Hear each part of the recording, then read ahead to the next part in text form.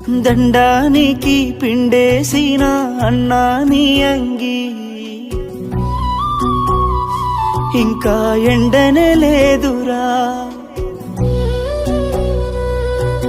నీ పెండ్లికి పెట్టుకున్న ఎర్రని పారాని ఇంకా పోనే లేదురా.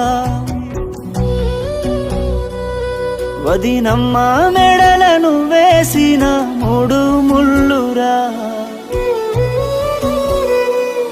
3 రోజులుగాక ముందే ఉరితాడయిందిరా.